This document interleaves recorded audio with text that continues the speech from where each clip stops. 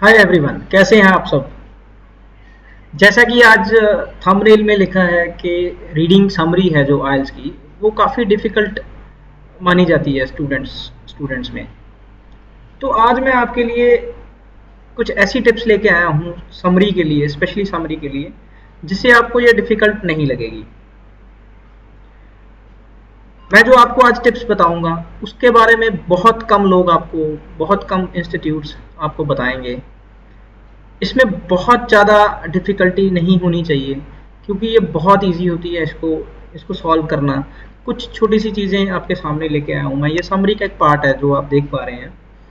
मैं और भी एग्जांपल्स वगैरह आपको दिखाऊंगा और भी वीडियोस बनाऊंगा मैं समरी के लिए, जिससे आपको इसका बिल्कुल क्लियर आइडिया हो जाएगा और आप इसको बहुत अच्छे से कर सकोगे। चलिए शुरू करते हैं कि समरी को कैसे करते हैं। जैसे कि आप देख पा रहे हैं, कुछ इसमें चीज़ें हैं, दिया गया है कि स्टडी हुई थी बच्चों, study was published in January 2001 found that. बच्चों के लिए, स्कूल्स में जो पढ़ते हैं बच्चे, उनके लिए कोई स्टडी हुई है। बेसिकली इससे हमें बहुत ज़्यादा मतलब नहीं होता है, हमें मतलब होता है कॉमन सेंस। कॉमन सेंस आपको कहाँ पे कैसे लगानी है, समरी का 70 to 80% हिस्सा सॉल्व हो जाता है अगर आप सिर्फ कॉमन सेंस यूज करो। आपको पैसेज पढ़ने की भी जरूरत नहीं है। यस, समटाइम्स कुछ 1, 2, 3, 4 क्वेश्चंस के लिए आपको पढ़ने पड़ सकते हैं, वो भी मैं आपको बताऊंगा कि ऐसे कौन से समरी के क्वेश्चंस होते हैं जहां पे हमें क्वेश्चंस पढ़ने की, पैसेज पढ़ने की जरूरत पड़े। चलिए शुरू करते हैं। जैसे कि पहला क्वेश्चन है, study that was published in January 2001 found that when children dash less। अब जैसे लिखा है चिल्ड्रन, अभी ग्रामेटिकली अगर देखें तो इसको हम बोलेंगे सब्जेक्ट। तो अभी उसके बाद जो है वो मिसिंग क्या है। अगर आपको सब्जेक्ट वर्ब एग्रीमेंट आपने पढ़ रखा है तो आप समझ सकते हो कि यहाँ पे एक वर्ब आएगी। तो वर्ब्स हमें क्या करनी है, नीचे से हमें चेक करनी है कि कौन कौन सी वर्ब्स हैं। तो जैसे कि हम देख पा रहे हैं, वर्ब्स जो हमारे पास हैं, एक तो वॉज्ड वर्ब है, स्केयर्ड वर्ब है, अवॉइडेड वर्ब है। इसके अलावा वर्ब्स नहीं है, तो तीनों में से एक आंसर आएगा। अभी क्या करेंगे, अब देखेंगे कि तीनों को हम एक एक करके 1 by 1 उसको लगा के देख सकते हैं। When children scared less, no. When children avoided TV less, avoided and less दोनों इकट्ठे नहीं आ सकते, so scared less भी थोड़ा कम हमें सूट कर रहा है, तो क्या करेंगे, When children watched TV less, जब वो टीवी कम देखते थे, they behaved less dash। अब यहाँ पे हमने बिहेव्ड वर्ड मिल गया हमें, जैसे यहाँ पे वॉच्ड टीवी था, वहां पे बिहेव्ड लेस क्या है, एक हमारा एडजेक्टिव है। उसके बाद हमारा जो नॉर्मली वर्ड आता है वो एडवर्ब आता है। एडवर्ब की पहचान होती है एल-वाई से। तो नीचे वाले वर्ड्स में से एल-वाई कहाँ पे लिखा हुआ है, सिर्फ वायलेंटली पे लिखा हुआ है। तो जनरली क्या है, एडजेक्टिव के बाद एडवर्ब आता है। तो दे बिहेव लेस वायलेंटली, मतलब उनको गुस्सा कम आता है जब वो टीवी कम देखते हैं। ठीक है, तो अभी हमें देखने की जरूरत नहीं है कि आंसर्स क्या है क्या नहीं है। कुछ चीजें हैं जो ऑटोमेटिकली आपको समरी में समझ आ जाएंगी कि समरी में करना क्या होता है। ठीक है, अभी नेक्स्ट क्वेश्चन है, student in a California elementary school participated in the study which lasted. एक स्टडी हुई थी कैलिफोर्निया एलिमेंट्री स्कूल में, विच लास्टेड यानी कि कितने दिनों तक चली थी। अब दिन हो सकते हैं, मंथ्स हो सकते हैं, ईयर्स हो सकते हैं। तो यहाँ पे हमारा जो ऑप्शंस हैं वो 2 ऑप्शंस बनते हैं, 18 डेज चली थी या 6 मंथ चली थी, और इसके अलावा कोई ऑप्शन नहीं।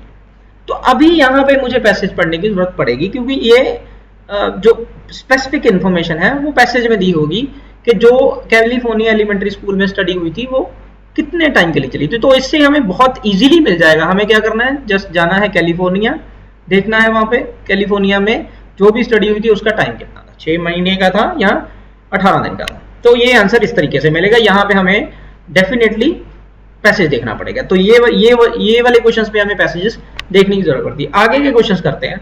Bye the end of the study children's behaviour had changed.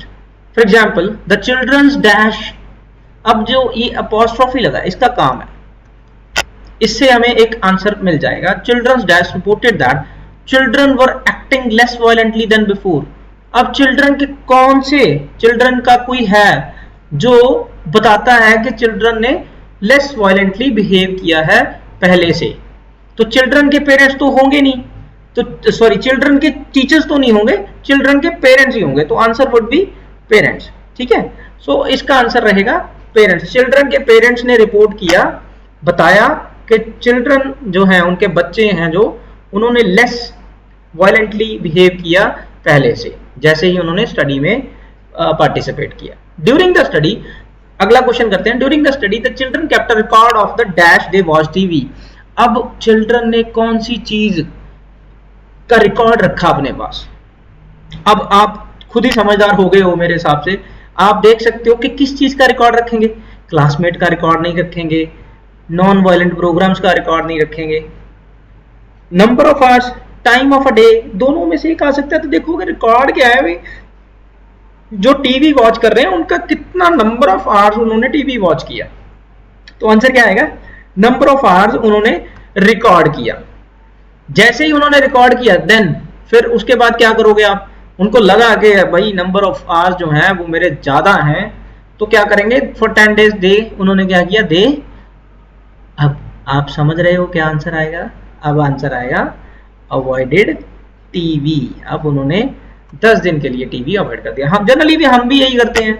अगर हम टीवी को ज्यादा देखेंगे तो क्या होगा? हम अपने बच्चों के लिए भी यही देखते हैं कि अगर बच्चे टीवी देखते हैं तो एक हमने स्टडी कर ली कि बच्चे कितना टाइम के लिए टीवी देख रहे हैं, तो हम क्या करेंगे? उससे कोशिश करेंगे कि वो अवॉइड कर सके टीवी को देखना। ठीक है, अब ऐसे ऐसे करके आप समरी देख सकते हैं। लास्ट क्वेश्चन देखेंगे, near the end of the study, जब स्टडी का एंड हुआ, नियर, उसके नियर क्या हुआ? Students began to suggest watching. उन्होंने क्या सजेस्ट करना शुरू किया? उन्होंने सजेस्ट किया watching less TV. Students began to watching less TV. हाँ राइट।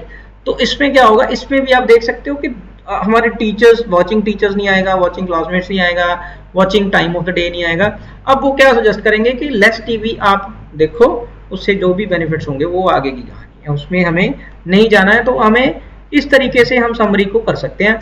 आप अगर आप इस चीज को देखना चाहते हो कि आंसर्स हैं, आप इसको रीडिंग को फाइंड कर सकते हैं, इंटरनेट पे आपको बड़ी आसानी से मिल जाएगी, तो आप इसके आंसर्स देख सकते हैं। मुझे इसको दिखाने की जरूरत नहीं है, मुझे आपको एक कॉन्सेप्ट समझाना था कि कॉन्सेप्ट क्या है समरी के पीछे। हम कई बार क्या करते हैं समरी में, स्टूडेंट्स क्या करते हैं समरी में, वो घुस जाते हैं और पैसेज में ढूंढने लग जाते हैं कि पैसेज में क्या आएगा। समरी में ज्यादातर चीजें क्या है? सिनोनिम बेस्ड होती हैं, जिसकी वजह से बच्चों को ढूंढने में बड़ी दिक्कत आती है।